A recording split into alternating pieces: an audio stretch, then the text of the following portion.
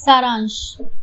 इस संसार में जिसको कि हम लोग मैं कहते हैं या अंग्रेजी में आई कहते हैं या संस्कृत में अहम कहते हैं, यही इस पूरे संसार का या शरीर का केंद्र है।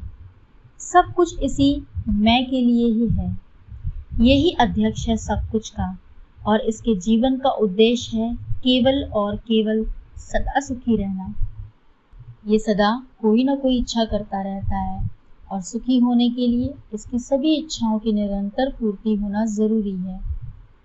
इच्छा की पूर्ति होना ही सुखी होना है और इच्छा की पूर्ति ना होना ही दुखी होना है। इच्छा के बाद ये उसकी पूर्ति के लिए अपनी क्षमता अनुसार और रुचि अनुसार प्रयास में लगा रहता है। इच्छा की पूर्ति में सुख और अनापूर्ति में दुख का अनुभव करता रहता है। ये सुख में बने रहने और दुख से दूर रहना चाहता है सदा।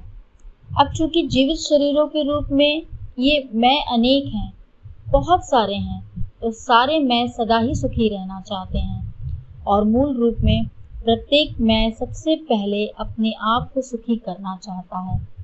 इसके कारण बहुत सारे मैं के बीच सभी के लिए एक एक ऐसी व्यवस्था की ज़रूरत है जो कि दो बातों का ध्यान रख सके। पहली, सबको सुखी रख सके और दूसरी, सभी के कर्मों को ऐसे व्यवस्थित कर सके जिसकी एक मैं का किया हुआ दूसरे मैं के लिए दुख पैदा ना कर सके। यदि ऐसी व्यवस्था हो सके तब तो ये सभी एक साथ सुखी रह सकते हैं। अन्यथा सही व्यवस्था के अभाव में ये बहुत सारे मैं अपने लिए अलग अलग सुखी होने का प्रयास करते हैं, जिसके कारण अक्सर ही एक मैं का प्रयास दूसरे मैं के लिए दुख का कारण बन जाता है, जिससे इन बहुत सारे मैं के अंदर एक दूसरे के प्रति भय, अविश्वास, शत्रुता आदि नकारात्मकता पैदा होती रहती है, जो कि बहुत प्रकार के दुखों को निरंतर पैदा करती रहती है।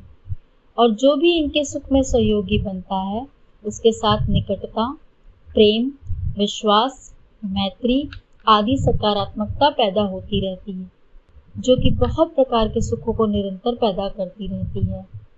इस सब से समझ में आता है कि यदि सभी सुखी रहें तो इनमें मैत्री भाव रहता है और जिससे ये एक दूसरे के सहयोगी बने रहते हैं, और यदि दुखी रहते हैं तो इनमें शत्रुता भाव बना रहता है और एक दूसरे के विरोधी बने रहते हैं।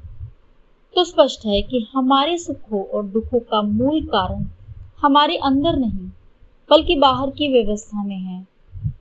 जैसी व्यवस्था होगी वैसे ही हमारी बाहर और अंदर हमारी अवस्था पैदा हो जाएगी।